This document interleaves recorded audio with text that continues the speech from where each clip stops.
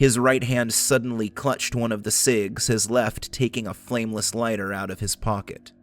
He expertly pressed the heated copper coil to the tip of the cig without causing it to crumple. He inhaled long and deep, the smoke saturating his lungs.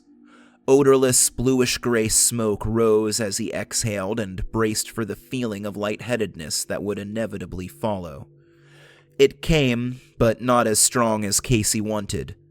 This bothered him more than anything else. His tolerance had gone up even as his own stash disappeared. Casey stuck the lighter back into one of his pockets, closed the lid to the pack of cigs, and made to hand it back to Ingram. Ingram raised his own hand in refusal. "Keep it," Ingram said, his expression unreadable as he exhaled his own cloud of smoke. "After all, it was your bribe that paid for it." "Is that right?" Casey asked, stomach tightening at the word bribe. Words like that were only ever used when words like sentencing were close behind. "Well, Manager Ingram, my donation was given in good faith. I left its use to the discernment of your hiring manager." The corners of Ingram's mouth twitched up, something close to humor touching his face. "I like you, Casey. I hope you can answer my next question with the same amount of tact." Casey tried to swallow, but found his throat dry.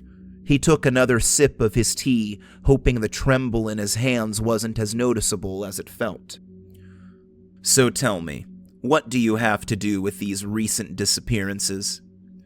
Ingram asked this with no room to wiggle or obfuscate the question. He knew Casey was involved. The only options left to Casey were to lie or tell the truth. He decided to split the difference.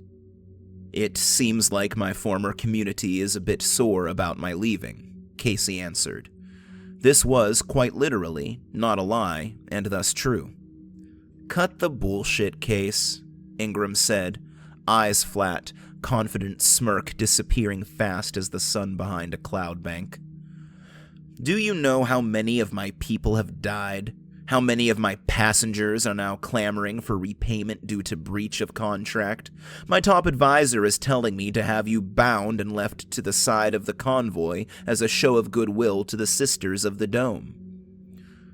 Casey shuddered at that, not wanting to imagine what the Dome's leadership would do to him should he be returned to their care. "I presume," Casey responded, "based on the present circumstances, that you have something else in mind."